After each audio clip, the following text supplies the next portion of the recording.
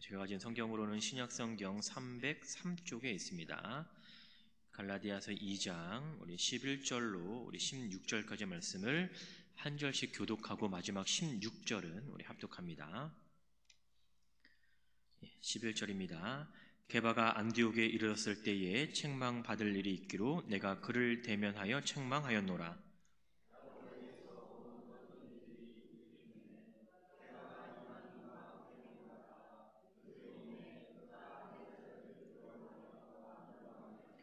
남은 유대인들도 그와 같이 외식함으로 바나바도 그들의 외식에 유혹되었느니라.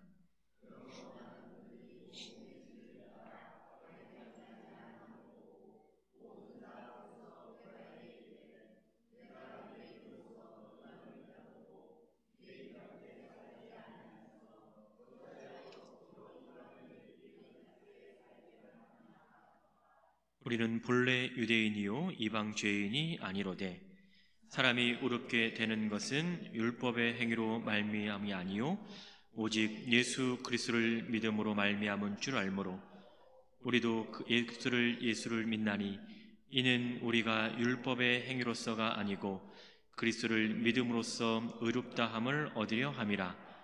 율법의 행위로서는 의롭다함을 육체가 없느니라. 아멘. 우리 앞뒤좌우 신문하고 이렇게 인사하도록 하겠습니다. 길어요. 잘 기억하셔야 돼요. 당신이 가진 가장 강력한 힘은 하나님의 말씀입니다.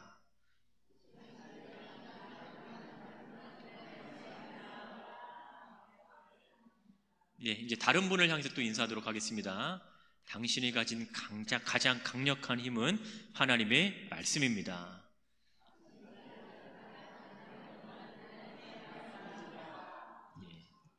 아멘. 늘 하나님 말씀 가까이 나가시기를 주의 이름으로 축원합니다. 저는 종종 이런 생각을 해요. 내가 보는 것 그리고 제가 공부하는 것을 하나도 빠지지 않고 기억할 수 있다면 얼마나 좋을까. 조금 더 욕심을 부려보자면 한 번 보고 기억하면 얼마나 좋을까 이거죠. 늘 우리는 시험 가운데 또 있다 보니까 공부하면 공부할수록 늘 이제는요 외워지지도 않은데 이제 이렇게 딱 보고 나면 머릿속에 잘 기억이 되어 있으면 좋겠다. 그래서 딱 필요할 때 이거를 잘 끄집어낼 수 있었으면 좋겠다라는 생각을 하게 되거든요. 만약 우리가 갖고 있는 이 삶의 지혜나 지식을 하나도 빠짐없이 우리의 삶에 적용하면서 살아갈 수 있다면 아마도 우리는 그 누구보다도 가장 완벽한 사람으로 살아갈 수 있지 않을까라는 생각을 합니다. 성경을 읽으면서 아니면 여러분들이 유튜브를 통해서 얻게 되는 지식이나 많은 것들이 있잖아요. 그러니까 그 학습한 모든 것들을 내 삶에 100% 다 적용을 하는 거죠. 그러면 정말 흠도 없는 그러한 삶을 우리는 완벽한 삶을 살아갈 수 있지 않을까라는 생각을 하게 됩니다. 일상적인 삶에서도 그렇고요. 또 신앙생활에서도 마찬가지겠죠. 들은 말씀대로 살아가면 우리가 얼마나 좋을까라는 생각을 하게 되거든요. 제가 계산을 해보니까 우리가 신앙생활을 1년만 하더라도 공예배에 빠지지 않고 참석한다. 그러니까 새벽 예배 빼고요. 수요일날 주일 오전 오후만 예배만 참석하더라도요. 우리는 150번 이상의 설교를 듣게 되는 거죠. 2년이면 300번 이상이 되겠죠. 3년이면요 450번 이상이 되는 거죠. 그러면 그 들은 말씀을 내 삶에 다 적용을 한다라고 하면요 우리는 거의 성인에 가까운 삶을 살아갈 수 있을 것 같다라는 생각을 합니다. 말씀 다 지키면서 확실하게 살아가는 거죠. 그런데 현실은 사실 그렇지는 않습니다. 우리도 느끼듯이 아는 것과 아는 것을 실천하는 것은 또 별개의 문제인 거예요. 이는 서로 관련이 없다라는 말이 아니고 그만큼 아는 것을 실천하는 것이 어렵다라는 말이죠. 이제 모태신앙 말고요. 이제 생활을 하다가 이제 신앙을 가지면서 생활하신 분들이 좀 있을 것 같은데 믿음을 갖게 되면서 어려운 것이 하나가 있습니다. 바로 그것이 선택의 문제죠. 선택이라는 거예요. 왜냐하면 이 믿음이라는 것이 선택에 영향을 주기 때문에 그렇습니다. 믿음을 갖기 이전에는 전혀 고민하지 않고 선택할 수 있는 것들이 믿음을 갖게 되면서부터 고민하는 경우가 생기는 거예요. 왜 그래요? 내가 들은 말씀에 비추어 보면 하면 안 될 것 같다는 생각이 들거든요. 자, 여기서 문제입니다. 하면 안 될 것 같다라는 생각이 들었을 때는 어떻게 하는 것이 맞아요? 안 하는 것이 맞죠. 여기서 괜히 도전 정신을 부릴 필요도 없어요. 진취적으로 나아갈 필요도 없습니다. 내가 가진 신앙으로 이것은 하면 안 될 것 같다라는 고민이 들면 그냥 생각을 접으시는 것이 가장 확실한 방법인 거예요. 믿는 사람들은요, 적어도 두 가지의 시선을 의식하면서 살아갑니다. 하나는요, 하나님의 시선인 거예요. 또 하나는 사람들의 시선인 거죠. 그러니까 하나님 눈치도 봐야 되고 사람 눈치도 봐야 되는 거예요. 참 힘들게 살아가는 거예요, 우리는요. 주님 앞에 살아간다고 하지만 때로는 사람들의 시선, 외부적인 요인 때문에 우리는 우리의 신앙을 지키며 살아가는 데 어려움을 많이 느낀다는 거죠. 우리가 믿음을 가지고 행함에도 불구하고 그 사람들의 시선을 두려워해서 때로는 눈치를 보기도 한다라는 겁니다. 늘 끊이지 않고 얘기되는 우리 남자들만의 모이면 우리 군대 문제가 있잖아요. 제가 처음에 군대를 갔을 때 이제 그 후반기 교육을 다 끝내고 실무 이제 배치를 받았습니다. 그리고 나면 지금도 있는지 모르겠지만 그때만 하더라도 가면요 노래를 시켜요. 노래를 시키는데 이제 신병들이 오면 꼭 노래를 시키거든요. 저도 이렇게 노래를 이렇게 시키라 이렇게 지명을 받았어요. 그때 저는 잠깐의 고민을 했습니다. 이 상황을 어떻게 할까? 사실 그때 대중계를 아는 것도 없었고 유일하게 아는 건 찬송가밖에는 사실 없었어요. 그러니까 불러도 찬송가밖에 부를 수가 없는 상황인데 그 부를 수밖에 없는 찬송가 중에서도 많은 찬송가가 생각이 나는 거죠. 그래서 제가 골랐던 그 찬송가는요, 옛날 찬송가 204장, 요즘 찬송가 288장입니다. 예수를 나의 구주 삼고 이 한 방으로요 정리했습니다. 다음부터 노래를 안 시켜요. 물론 그날 밤에 약간 힘든 시간이 좀 있긴 했었어요. 그런데 그 찬송가를 부르고 난 다음에 점호가 끝나고 선임이 이렇게 얘기했습니다. 자기는 신곡에 나왔는 줄 알았다. 설마 얘가 찬송가를 부를까라는 생각을 했던 거죠. 늘 신앙을 지키며 살아가는 것은요, 우리끼리 있으면 눈치를 볼 필요는 없습니다. 근데 믿지 않는 자들 사이에서 있으면 왠지 모르게 눈치를 보게 되는 거죠. 내가 내 신앙을 지키는 것이 눈치를 봐야 될 일인가? 라는 생각을 하면서도 우리는 눈치를 보면서 살아가게 됩니다. 오늘 본문에 등장하는 이 베드로가 그 동일한 상황에 있었던 거예요. 사람들의 시선 때문에 믿음 안에서 그가 가진 자유를 누리고 있지 못하는 거죠. 여러분, 믿음 안에서 누리는 자유가 과연 뭘까라는 겁니다. 자유 그냥 누리면 되는데 그것이 어떠한 자유이길래 그 자유를 누리지 못하는 것일까라는 겁니다. 믿음 안에서 누리는 자유는요, 한 가지 조건이 있습니다. 이 믿음이 자유에 영향을 끼친다라는 거예요.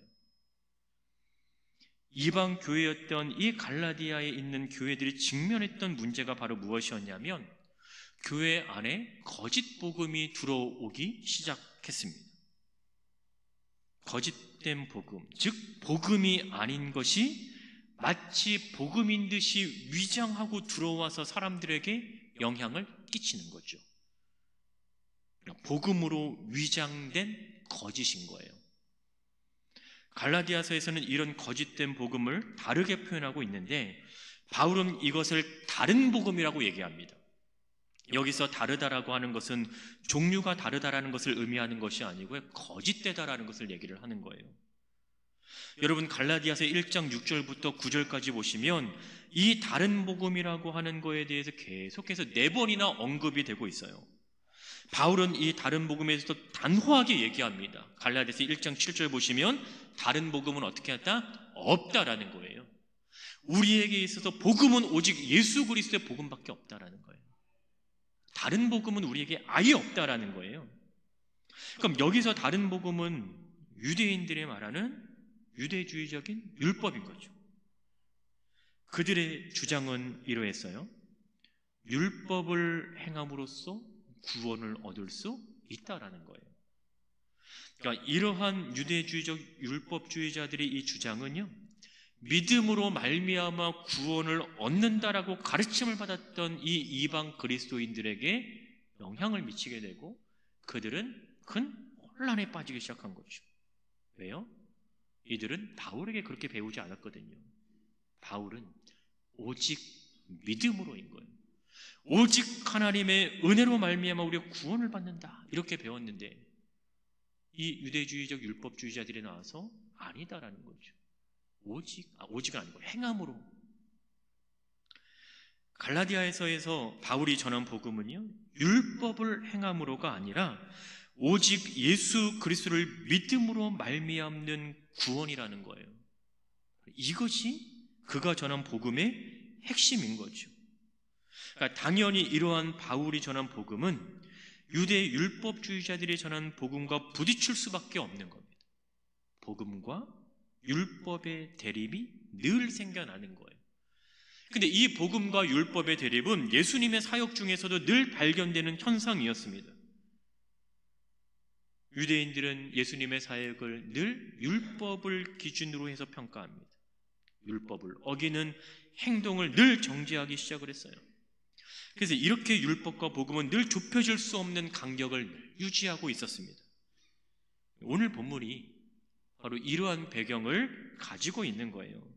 오늘 본문 11절을 보니까 바울이 이렇게 얘기합니다. 내가 게바를 혼낼 일이 있다. 게바 베드로입니다. 베드로를 혼낼 일이 있어서 내가 혼을 냈다라고 언급을 하는 거예요. 그리고 베드로가 바울에게 책망받을 원인을 제공한 하나의 사건이 있는데 바로 그것이 12절에 등장하는 거죠. 베드로가 안디옥에서 이방인들과 식사 교제를 한 적이 있습니다. 그러니까 여기서 이방인이라고 지칭하는 자들은 할례를 받지 않는 이방 기독교인들인 거죠. 베드로가 이방 기독교인들과 식사 교제를 하고 있었는데 할례자들이 온 거예요. 할례자들이 온다는 소식을 듣고 베드로가 그 자리를 피한 거죠. 좋게 말하면 피한 거, 나쁘게 말하면 도망친 건 거예요. 할례자들이라고 하는 것은 율법주의자들입니다. 유대인에게 있어서 이 할례라고 하는 것은 자신들이 하나님께서 택하신 백성이라고 하는 이 민족적인 표시인 거죠. 그들은 늘 자신들이 참된 하나님의 백성이라고 하는 자부심을 가지고 있었던 겁니다. 그러니까 이러한 그들에게 할례를 받지 않는 모든 자들은 비록 신앙을 가지고 있다고 하더라도 이방인에 불과한 거예요. 그들의 시각에서 보면 이방인들과 죄인들 같은 자들인 거죠. 그러니까 이들과의 식사는 이미 율법에서 금하고 있었기 때문에 베드로가 이들과 식사를 하다가 도망친 이유는 행여나 나중에 이것이 문제가 생길 수 있을까 봐, 자기가 발목을 잡힐 수 있을까 봐 그 자리를 떠난 거죠. 이것 때문에 바울이 베드로를 책망했다라는 거예요. 왜 그럼 바울이 베드로를 책망했을까? 책망이 그는 이유가 사도행전 15장에서 우리는 그 힌트를 얻을 수가 있는데, 여러분 사도행전 15장을 보시면 예루살렘 회의가 등장을 합니다. 이 예루살렘 회의에서 이 유대인들 사이에서 율법과 구원의 문제를 다루는 부분이 나와요. 사도행전 15장 1절을 보면 유대인들은 율법과 구원의 문제를 다루면서 할례를 받지 않으면 구원을 받지 못한다라는 거예요. 그리스도인이 되었어도 할례를 받지 않으면 구원을 받지 못한다라는 거예요. 그럼 이방 그리스도인들은 할례를 안 받았잖아요. 그들에게 율법이 있습니까? 율법도 없거든요. 그럼 결국은 그리스도인이 되었어도 구원에 대한 이 문제가 그들에게는 나타나기 시작을 하는 겁니다. 그럼 율법에 따라서 구원을 얻기 위해 이방 그리스도인들도 할례를 받아야 하는가의 문제가 수면 위로 떠오르기 시작하는 거죠. 이 때문에 적지 않은 논쟁이 벌어진 겁니다. 예루살렘의 종교 회의가 생겨났어요. 거기에서 내린 결론은요, 15장 11절에 이렇게 얘기합니다. 주 예수의 은혜로 구원 받는 줄을 안다. 믿는다 인 거예요. 그렇게 많이 논쟁을 벌였지만 한마디로 딱 정리한 게 뭐냐면 주 예수의 은혜로 구원받을 줄을 믿는다라는 거예요. 그럼 율법은 아니다라는 거죠. 율법을 행함으로 구원을 받는 게 아니라 주님을 믿는 그 믿음을 통해서 구원을 이루어 간다라는 겁니다. 그렇기 때문에 이 이방인들 중에 기독교인들이라는 사람들은 할례를 받지 않아도 된다라는 것이 예루살렘의 이 회의에서 결의된 내용인 거예요. 아주 중요한 두 가지가 있는 거죠. 할례가 구원의 조건이 될 수 없다라는 거예요. 율법이 구원의 조건이 되지 않는다라는 거죠. 또 하나는 이방 기독교인들은 믿음 안에서 참된 자유를 누릴 수 있다라는 거예요. 할례를 받지 않아도 너희가 믿는 그 예수 그리스도로 말미암아 너희는 구원을 받았다라는 거죠.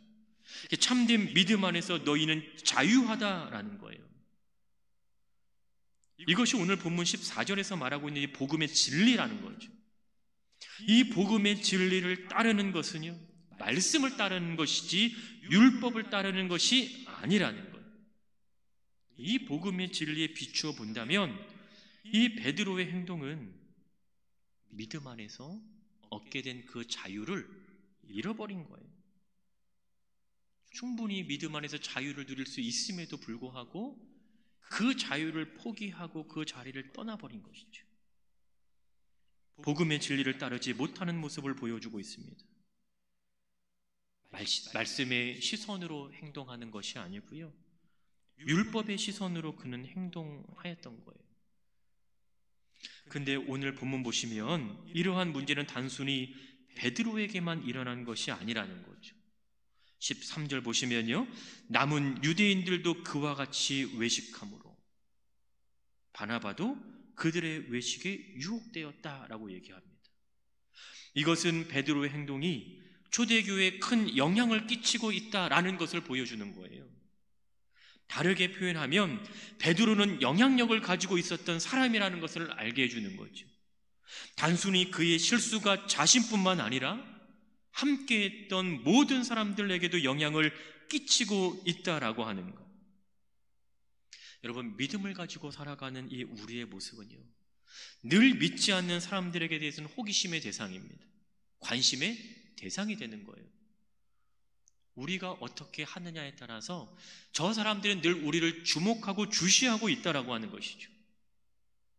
여러분, 우리의 삶 가운데 또 여러분의 삶 가운데 거룩한 영향력을 끼치시기를 주의 이름으로 축복합니다. 여러분, 말씀을 우리에게 주셨잖아요.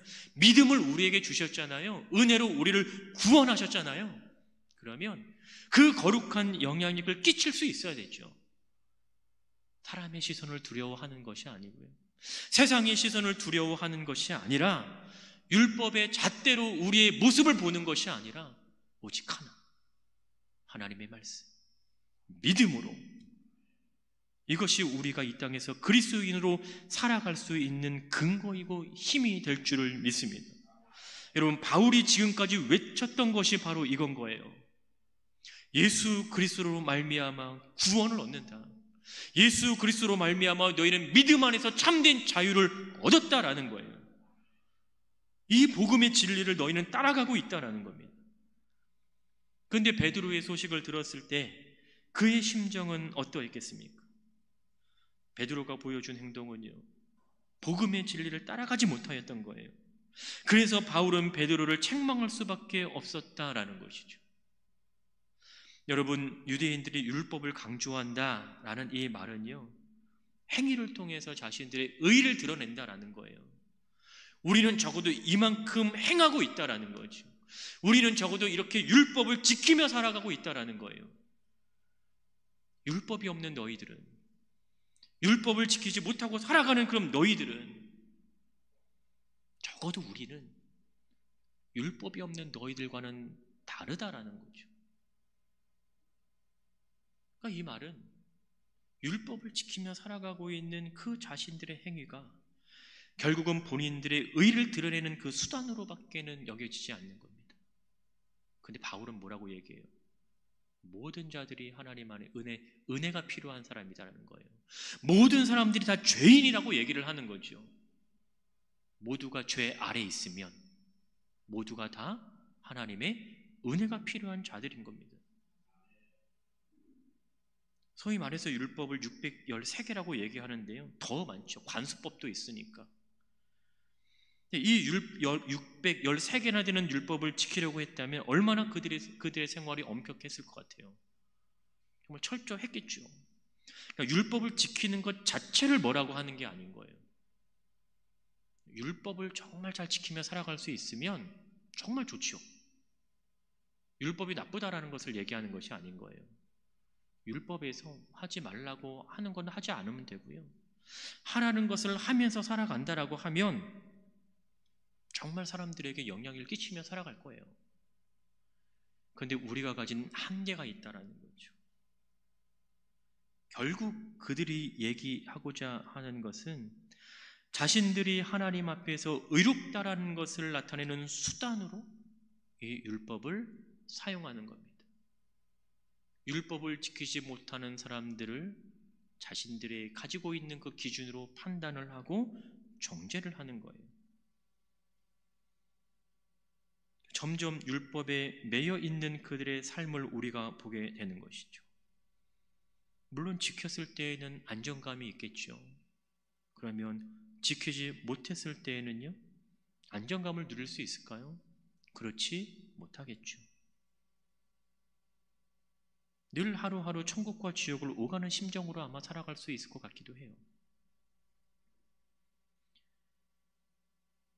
율법은 정죄하기 위한 사실 수단으로 사용이 되면 안 되는 거죠. 그래서 이렇게 율법을 잘 지키며 살아간다고 자부했던 그들도요, 예수님께 책망을 받습니다.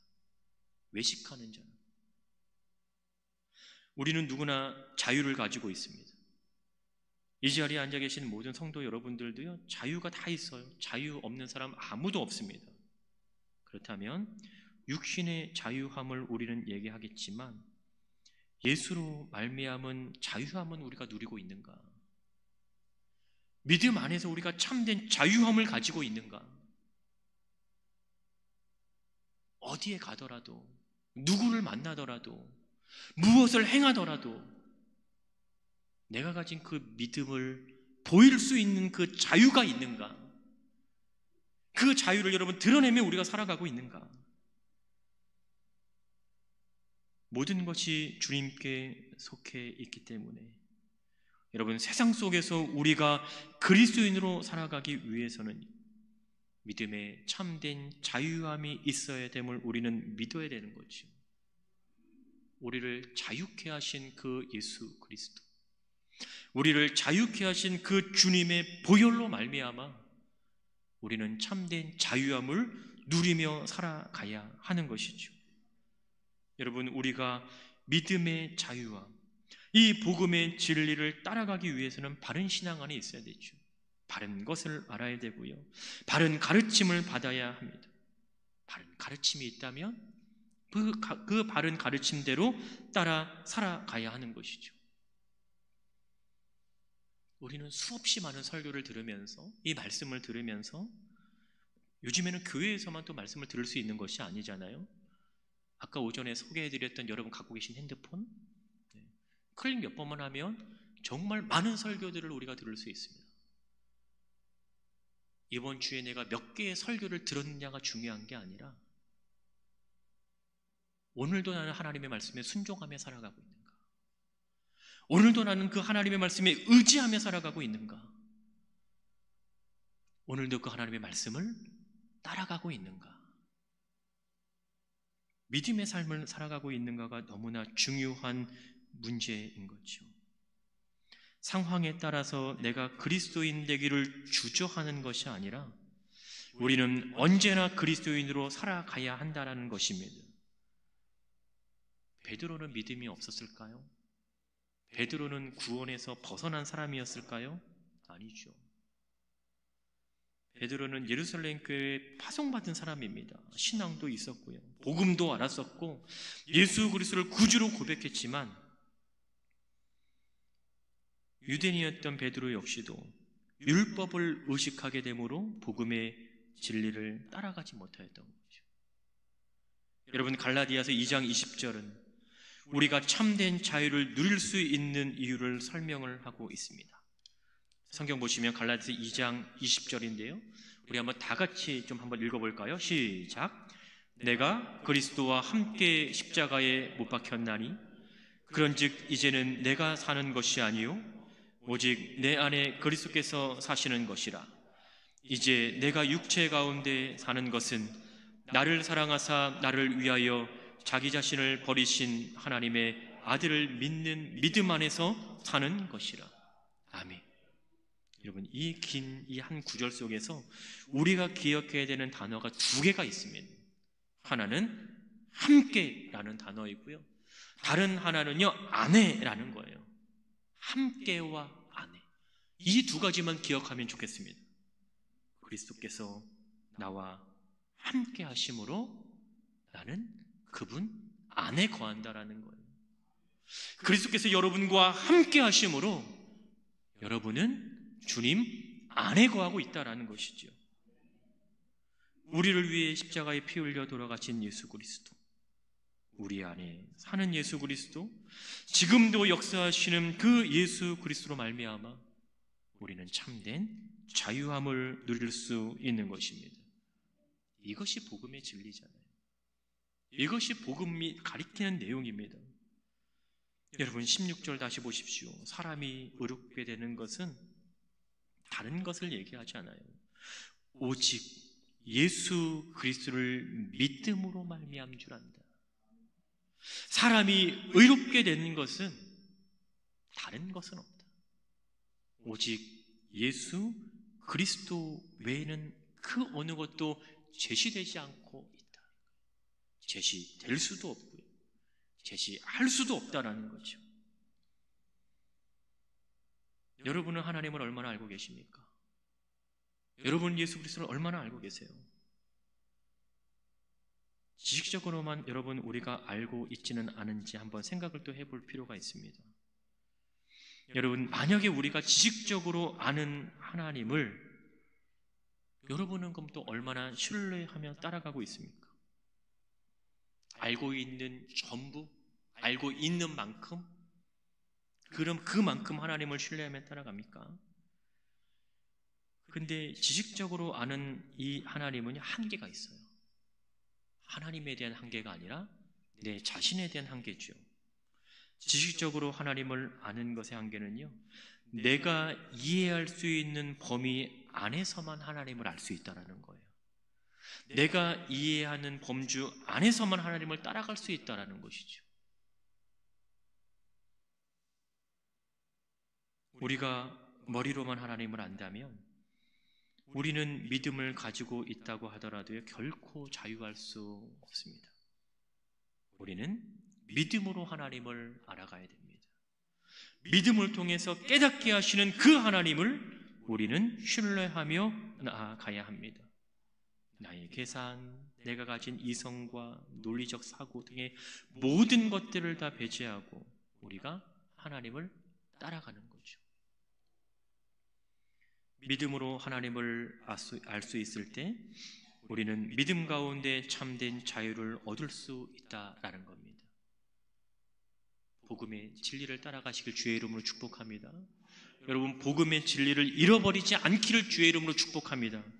말씀을 정리할게요. 우리가 생활하는 모든 영역에서 복음이신 예수 그리스도로 말미암아 그리스도인으로서 복음의 진리를 따라 참된 자유함을 누리시는 그 삶을 살아가시는 여러분 되시기를 주의 이름으로 축원합니다. 기도하겠습니다.